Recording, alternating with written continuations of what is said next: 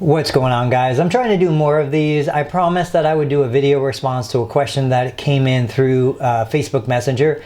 So somebody was asking if they should consider accepting Medicaid insurance, contracting with Medicaid insurance, in the hopes that they would gain more Medicare and other higher reimbursing referrals. Now, if your area is like mine, and I'm not sure what state this person was in, doctors are always looking for physical therapy clinics who accept Medicaid. Because the reimbursement is so low, it's just hard to find, and even those who are participating are usually booked up. They have a limited schedule. It's 2-3 weeks or longer to get a patient in who really does need the services, but has Medicaid insurance.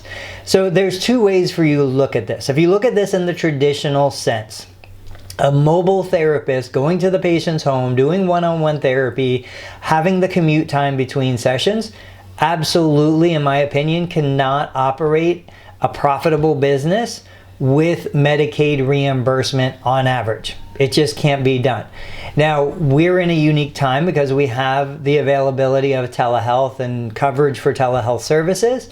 So if you are able to develop a profitable business model in which perhaps you see the patient in person for the first time and then telehealth for everything after that, you might be able to make a Medicaid contract work without losing too much money. The other side of this is you have to look at patient acquisition cost.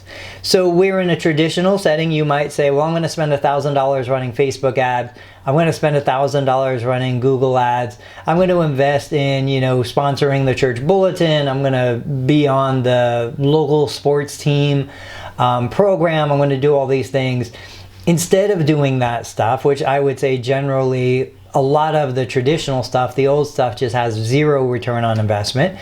You might say, well, instead of spending a $3,000, $4,000, $5,000 a month budget on marketing, I'm going to accept a $3,000, $4,000, $5,000 loss on the initial referrals, on the initial patient visits. So maybe I will lose $20, $30 every time I get a patient with Medicaid insurance because the reimbursement is so low.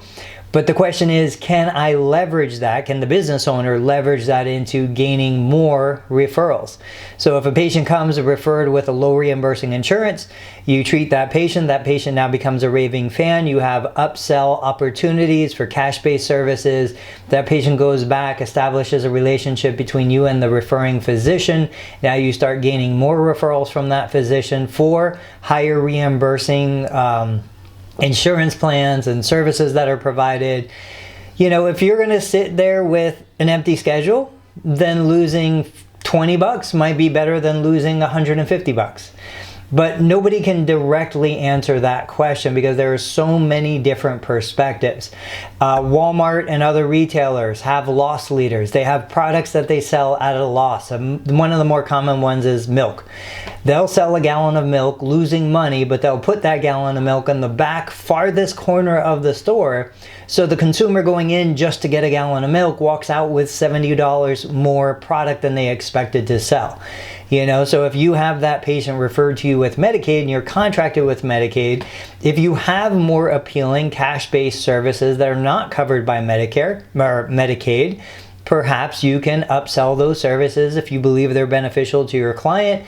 The client has the opportunity to pay you out of pocket. Now you just raised the average per visit reimbursement from $62 to $152. There's opportunity there.